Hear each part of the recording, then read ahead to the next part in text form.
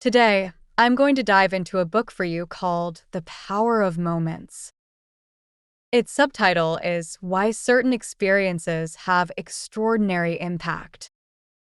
The book has 320 pages, and I'll summarize its essence for you in about 20 minutes.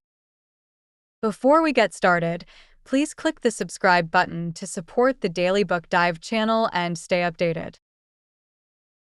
This is a book about experience design. What exactly is experience design? Simply put, it teaches you various techniques to enhance others' experiences.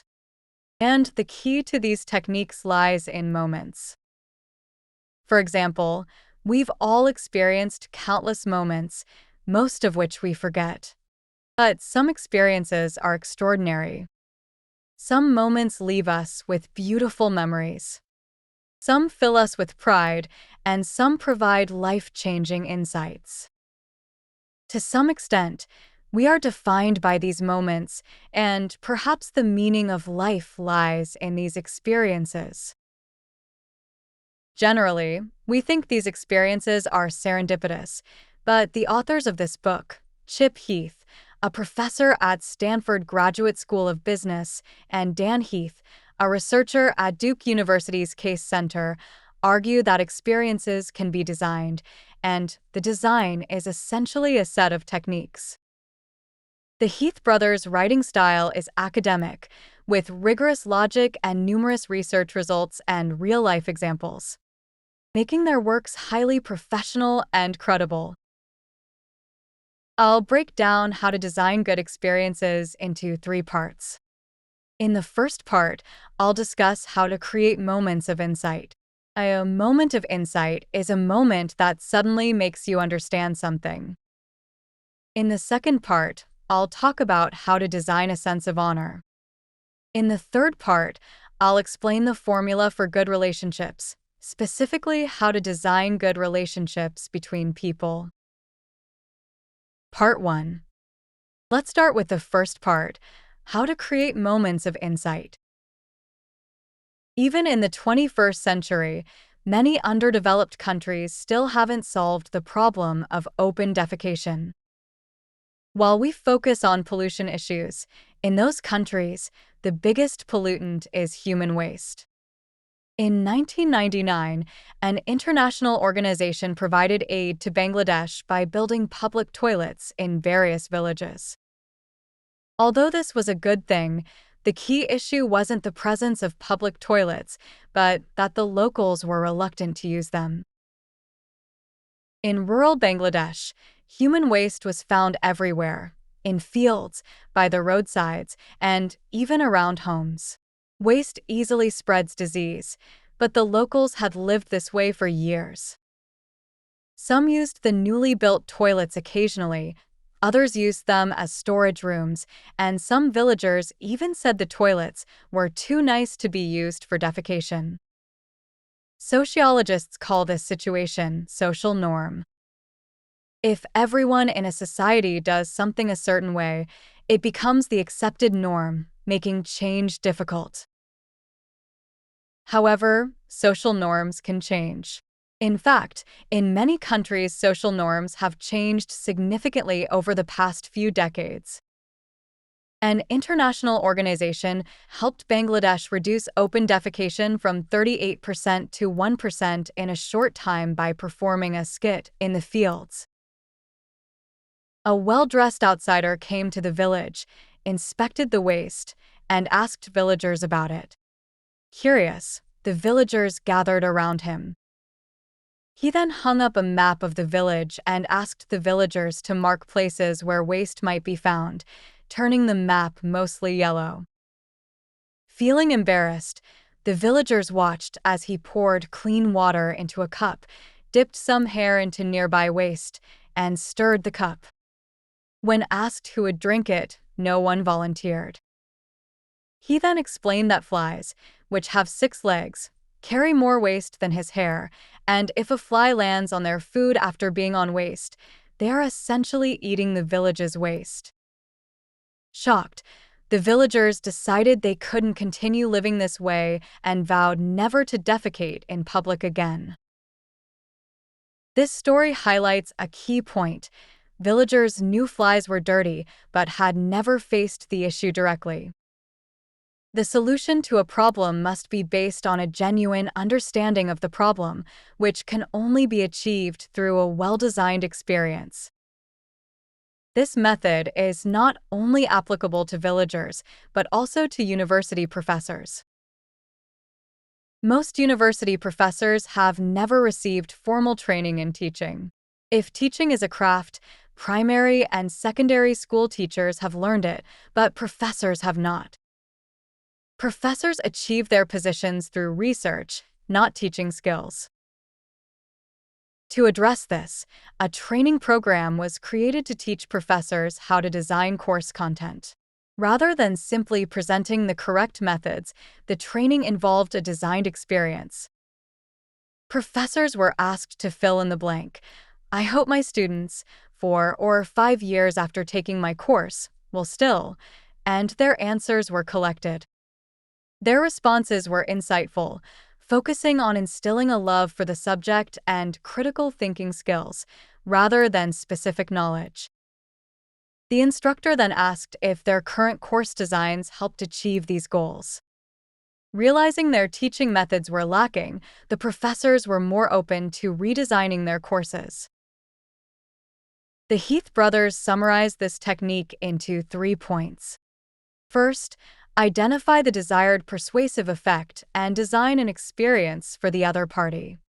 Second, the process should be completed quickly. Third, let the audience discover the problem themselves rather than telling them directly. This approach creates the illusion that the audience has reached the conclusion on their own, demonstrating the power of experience design. These moments of insight can define what kind of person you want to be, what you can do, what you want, and what you can endure. These realizations come from action and experience, not contemplation. Part 2. Let's discuss the second part, how to design a sense of honor. The civil rights movement in the United States during the 1950s and 60s is often associated with figures like Martin Luther King Jr. However, the movement's success was largely due to organized efforts.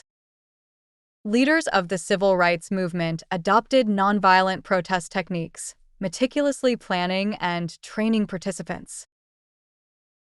In training camps, young activists, both men and women, were taught discipline, including how to react to harassment and violence without retaliation. The goal was to convey that African Americans were civilized and even more dignified than their oppressors, leading to widespread support for the movement. Moments of courage are often the most honorable in one's life, but the Heath brothers argue that these moments can be designed through practice. Ordinary people can create a sense of honor through frequent recognition. Research shows that the most motivating factor for employees is recognition, especially from their superiors. Yet, there is often a disconnect between managers' perceptions of how often they praise employees and employees' actual experiences. The Heath brothers suggest, first, recognition should be frequent. Second, it should be sincere and personal. Third, it should be specific. By following these guidelines, employees will feel a sense of honor, which will positively impact their work. Individuals can also design moments of honor for themselves by setting milestones, similar to achieving levels in a game. This approach provides visible progress and a sense of accomplishment. The Heath brothers note that successful people are often driven by a desire to complete tasks, which gives them a strong sense of honor. True honor comes from concrete achievements, recognition from others, and moments of courage. Part 3. Let's discuss how to design good relationships. Maintaining good relationships is often viewed negatively, but the Heath brothers argue that emphasizing goal orientation can foster rational actions and improve relationships. Professor Morton Hansen's research at UC Berkeley found that strong goal orientation significantly impacts job performance, more so than passion alone. For teams, goal orientation is crucial, along with shared struggles and coordinated interactions. Experiencing challenges together and frequent, synchronized interactions strengthen team cohesion. To maintain good individual relationships, the Heath brothers emphasize openness and responsiveness. Openness involves sharing personal information and vulnerabilities, while responsiveness includes understanding, acceptance, and caring. Effective relationships require mutual responsiveness, which includes understanding each other, respecting each other's desires, and providing help when needed. A story from a Washington, D.C. public school illustrates this concept. Initially, only 12% of parents attended parent-teacher meetings, leading to mutual distrust between teachers and parents. The school addressed this by having teachers visit students' homes and ask 4 questions about the child's school experience, parents' expectations, and dreams for their child. What kind of person they hope their child will become, and what they want from the teacher. This approach, which followed the principles of responsiveness, increased parent meeting attendance to 73%, improving communication and trust. In summary, the Heath brothers provide formulas for improving team cohesion and individual relationships, emphasizing goal orientation, shared experiences, coordinated interactions, openness, and responsiveness. In conclusion, understanding these techniques is easy, but applying them requires overcoming the psychological barrier between being authentic and manipulating others. For example, I might not naturally care about what someone wants, but if I want to get along with them, I would ask about their desires. Is this the right approach? Is this still my authentic self? Similarly, if I'm with colleagues who are telling jokes and everyone laughs, but I don't find it funny, should I laugh to synchronize with them? I've thought about this question for a long time, and my answer is this. You can maintain sincerity while using these techniques. Sometimes you genuinely want to do good for someone or make a group happy, but due to inexperience or lack of understanding, you don't know how to do it. This feeling is like seeing a beautiful scene but not having the right words to describe it. Experience design can help you express your good intentions like poetry. By learning experience design, you can turn your good intentions into reality. That's the essence of this book.